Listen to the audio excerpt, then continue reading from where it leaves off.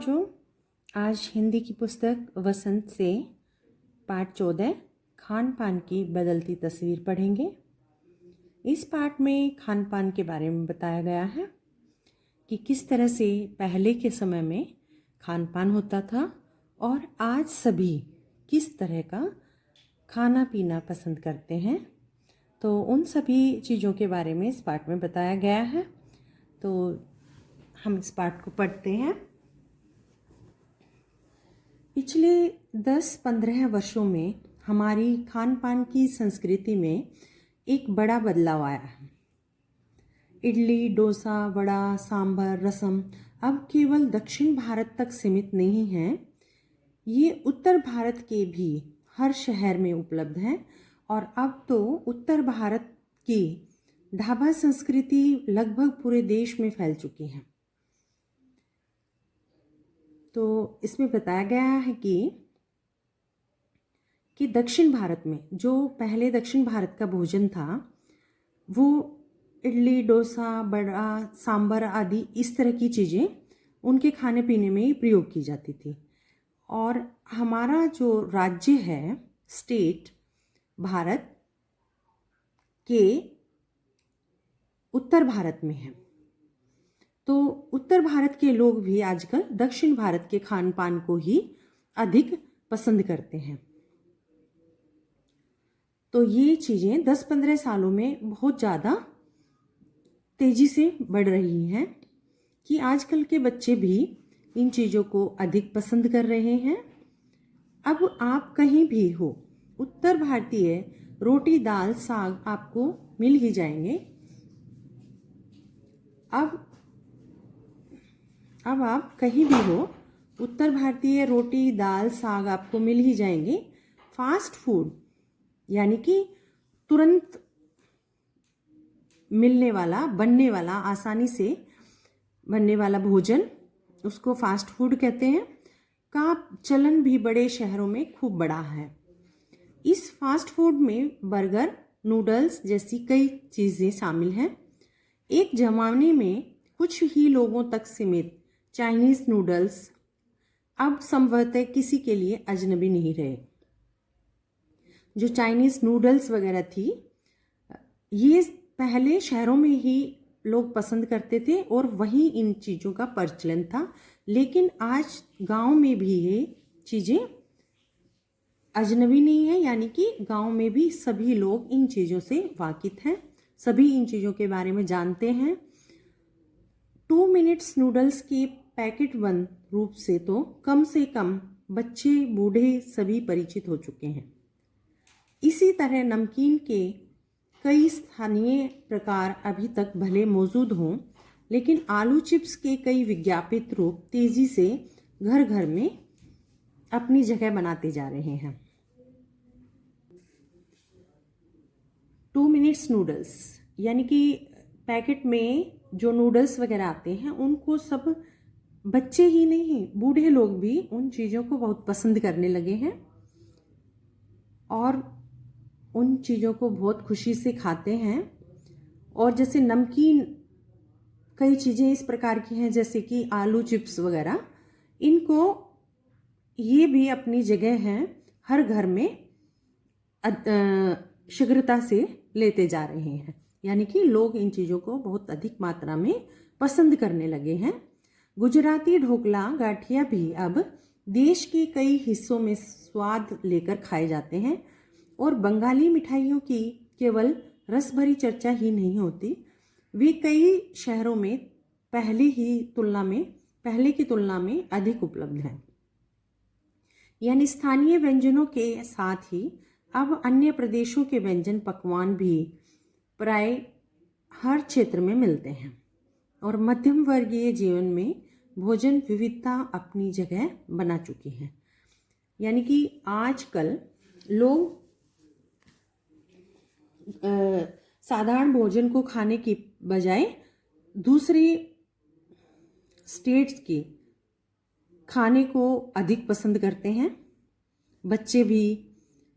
क्योंकि एक हमारी जो स्टेट है हरियाणा, उस स्टेट में लोग का खाना सीधा साधा और हेल्दी भोजन होता है, लेकिन आजकल लोग उन चीज़ों को अधिक मात्रा में पसंद न करके इन चीज़ों को, यानी कि जो दूसरी स्टेट का जो भोजन है उसको अधिक पसंद कर रहे हैं और उनको ही बड़े शौक से बनाते भी हैं और खाते भी हैं।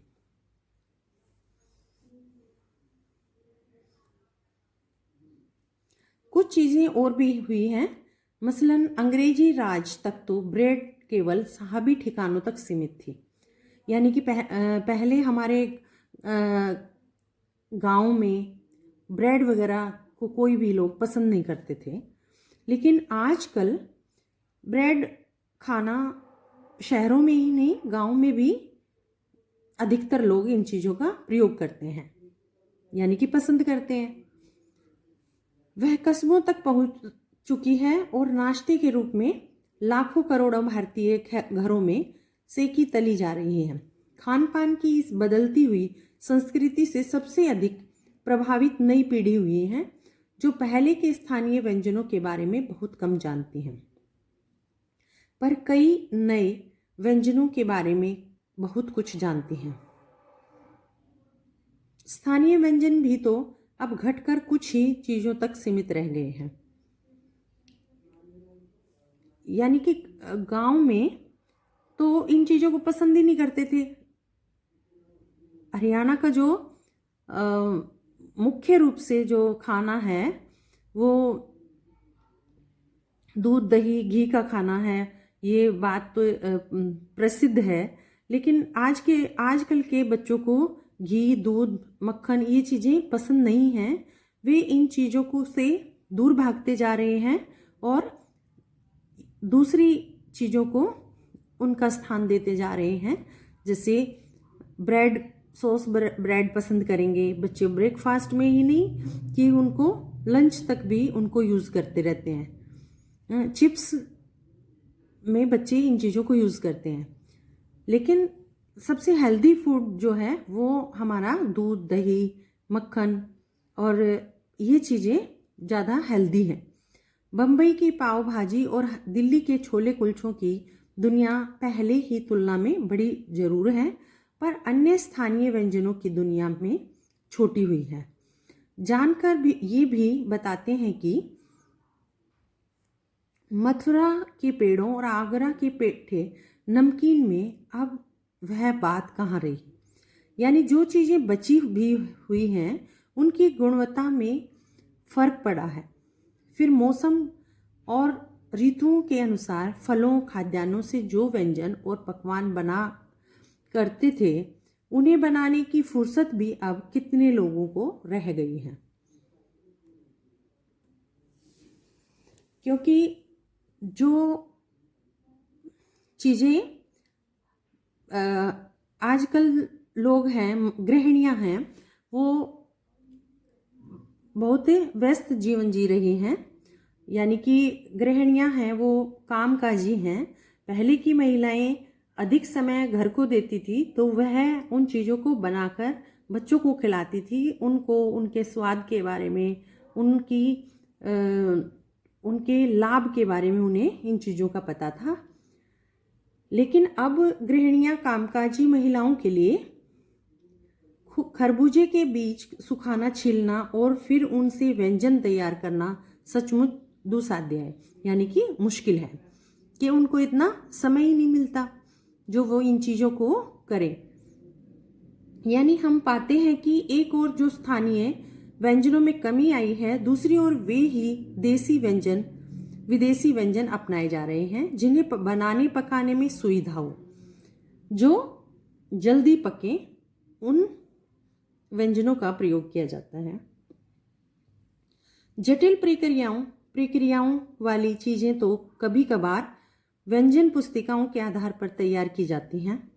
अब शहरी जीवन में जो भागम भाग है उसे देखते हुए यह स्थिति स्वाभाविक लगती है। फिर कमर तोड़ महंगाई ने भी लोगों को कई चीज़ों से धीरे धीरे वंचित किया है। जिन व्यंजनों में बिना मेवों के स्वाद ही नहीं आता, उन्हें बनाने पकाने के बारे में भला कौन 4 बार नहीं सोचेगा।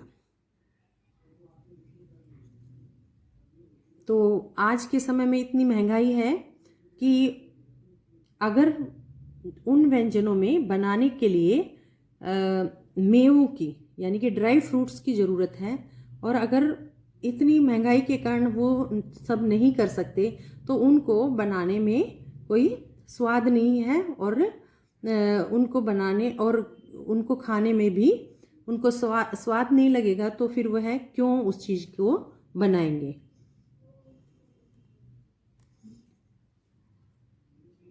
खान पान की जो एक मिश्रित संस्कृति बनी है, इसके अपने सकारात्मक पक्ष भी हैं।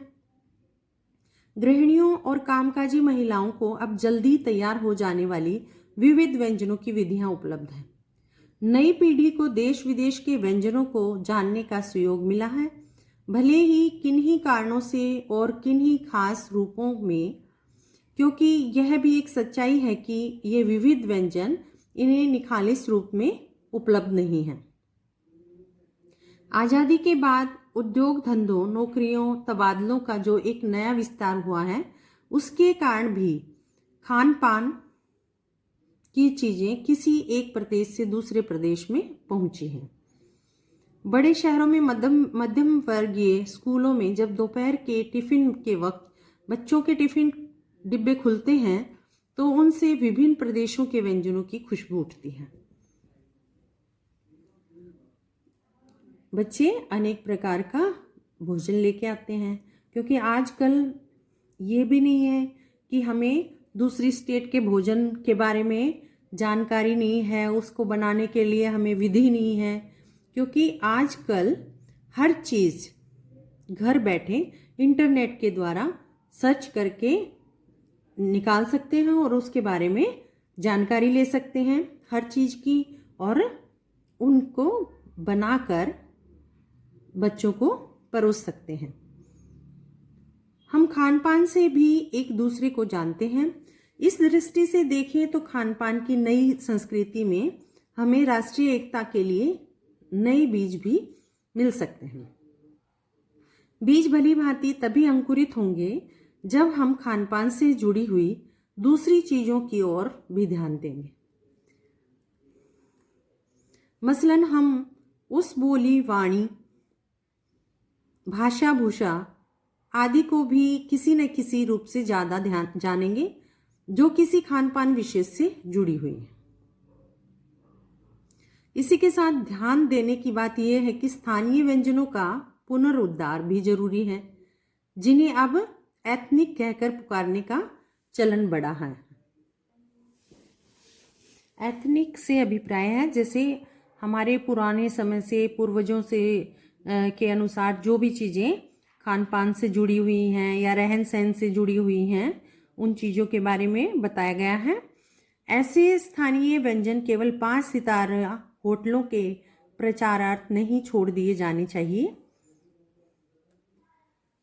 5 सितारा होटलों में भी वे कभी कभार मिलते रहते हैं, पर घरों बाजारों से गायब हो जाएं तो यह एक दुर्भाग्य ही होगा।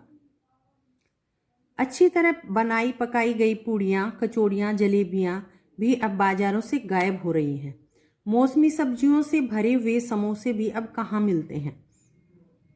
उत्तर भारत में उपलब्ध व्यंजनों की भी दुर्गति हो रही है, यानी कि वह चीज़ें अब इतनी प्रचलन में नहीं है। कचौड़ी और समोसे तो लगभग खाने ही छोड़ दिए गए हैं।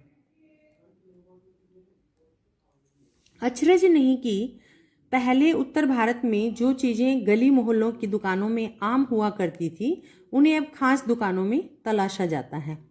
यह भी एक कड़वा सच है कि कई स्थानीय व्यंजनों को हमने तथाकथित आधुनिकता के चलते छोड़ दिया है और पश्चिम की नकल में बहुत सी ऐसी चीज़ें अपना ली है जो स्वाद, स्वास्थ्य और सरसता के मामले में हमारे बहुत अनुकूल नहीं हैं। कुछ चीज़ें हैं जो हमारे स्वास्थ्य के अनुकूल नहीं हैं, लेकिन फिर भी लोग अपने स्वाद के कारण इन चीज़ों की तरफ बिल्कुल भी ध्यान नहीं दे रहे हैं। हो यह भी रहा है कि खान पान की मिश्रित संस्कृति में हम कई बार चीज़ों का असली और अलग स्वाद नहीं ले पा रहे हैं। अक्सर प्रीति भोज और पार्टियों में एक साथ ढेरों चीज रख दी जाती हैं और उनका स्वाद गडमड हो जाता है, होता रहता है। खान पान की मिश्रित या विविध संस्कृति हमें कुछ चीज़ें चुनने का अवसर देती हैं। हम उसका लाभ प्राय नहीं उठा रहे हैं। अब अक्सर एक ही प्लेट में कई तरह के और कई बार तो बिल्कुल विपरीत प्रकृति वाले व्यंजन परोस लेना चाहते हैं। इसलिए खान पान की जो मिश्रित विविध संस्कृति बनी है, मिश्रित का अर्थ है मिली जुली, और विविध अनेक प्रकार की जो संस्कृति बनी हुई है, और लग यही रहा है कि यही और अधिक विकसित होने वाली है, उसे तरह तरह से जांचते रहना जरूरी है। तो जिस तरह से आजकल बच्चे जो हैं उत्तर भारतीय भोजन को खाना पसंद नहीं करेंगे, दक्षिण भारत के खाने को बच्चे अधिक पसंद करते हैं, और आजकल अधिकतर रेस्टोरेंट वगैरह में भी वही खान पान की चीज़ों का प्रयोग किया जाता है, और उसी को खाने पीने में बच्चे अपनी शान भी समझते हैं। तो हमें अपने स्वास्थ्य के अनुकूल भोजन करना चाहिए, और स्वस्थ भोजन जो हमारे शरीर के लिए हेल्दी है, जो हमारे शरीर को पौष्टिकता प्रदान करे, वही भोजन हमें करना चाहिए। तो ये था आपका पाठ, और नेक्स्ट क्लास में आपका अभ्यास करेंगे। तो पाठ खान पान की बदलती तस्वीर जो है उसके लेखक हैं प्रयाग शुक्ल जी। तो इस पाठ को अच्छी तरह से आपको रीडिंग करनी है, 2-3 बार रीड करोगे तो आप अभ्यास के जो प्रश्न हैं वो भी आप स्वयं से लिख भी सकते हैं, लेकिन प्रश्न उत्तर मैं आपको नेक्स्ट वीडियो में करा के भेज दूंगी, और आप नोटबुक अपनी साथ साथ कंप्लीट करते रहें।